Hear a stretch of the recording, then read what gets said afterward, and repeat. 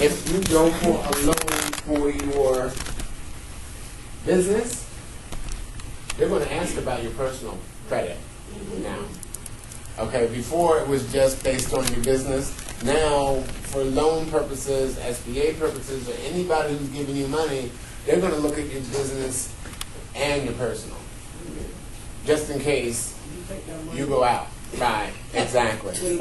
But legally, if the business can go out, and you still can keep some of your stuff separated. All right, that's why they're looking at both those before they make that loan in the business name, and sometimes they want you to sign something that gives collateral. So even though it's separate, this is what the banks will do. They will tie it so that if you do default on the loan, that they'll take the collateral, which is your personal. That goes back to what I was saying. You got to balance. You have to balance. You have to balance it out. Right.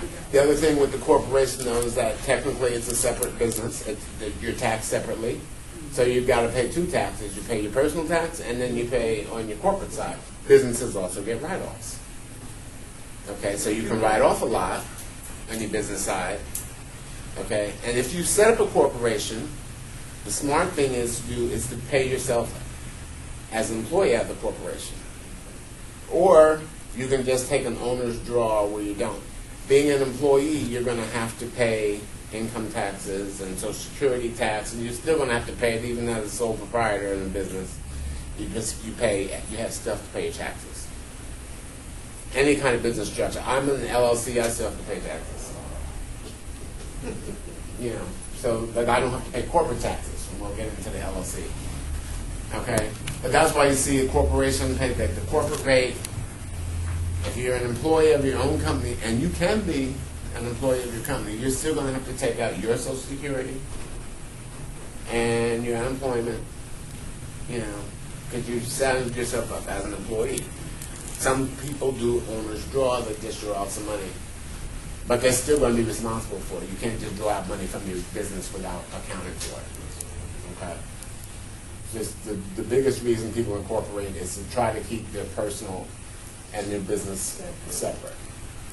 Okay, and they'll take that extra corporate tax as a way of doing it in case something happens. That's why so many go out and then start back up again, because they didn't lose everything. They just lost what was invested in this business. Right? Yeah. There's ways. The government's getting slick to it. People want their taxes. It's not that hard to figure out after a while. Okay. Okay, in the case of a newly started corporation, right? Mm-hmm. Knowing that you have certain projects, say you're an inventor, right? And you're looking to hire on someone to manufacture, hire on somebody to do the mechanical work on your product. Right. How does the shares? How valuable are the shares? Like, is that also a contract? The shares are valuable in the sense that if somebody wants to buy into what a lot of corporations do, and we'll talk more about the funding aspects of it and investments when we get to management on the financial side, and loans. You're selling a share of your business, you know, and that's what Facebook is a perfect example. Okay, when they set up, before they went and became a public corporation to trade the shares on the open market, when they set up as a business, they set it up as a corporation and gave shares in the company, which at the time had no value to people who really wanted a piece of the business rather than being compensated in cash. Because there was no cash, but they invested in the idea. And they had services that Facebook people could use, that the company could use, so they gave them shares. That's why you ended up with so many millionaires out of Facebook. Okay, because as the company became more valuable, they had shares because they were in on the ground floor when the shares weren't worth anything. All they traded was their services for shares. You know, they painted, they did whatever it was, they worked for the company, they didn't try to take a salary or they took a little bit of money and got the bulk of their in shares, figuring that eventually those shares would have value. So in the case of someone incorporating, okay, say I incorporate my business, right? I would be considered an officer or a shareholder? Well, if you were the only one, you would be both. You'd be the officer. You can still be an officer and have shares. What happens with corporations is usually the owner and the person who sets it up keeps the majority shares. Okay, and you would sell parts of your business. So you're not going to sell 51%.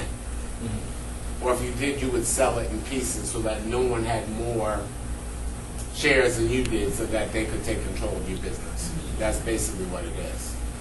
Okay, but that's why when you get into that, that's another accounting issue on shares. Most people will just accept your own business, start running the shares. They're all yours. Okay, now if you really think, you can always issue more shares later. Okay, it's basically issuing shares in the business is just playing games with numbers. Basically, yeah. So you said something earlier. So if I started my business and I said I only wanted one share into the business, how do you split one share? You don't. You don't. You acquire more shares? You can issue more shares. Okay. Do your annual minutes throughout the year? Yeah, because Okay, you have to have you're supposed to have a board. Okay. It's one I got you. president. Nonprofits are different. We'll get into that.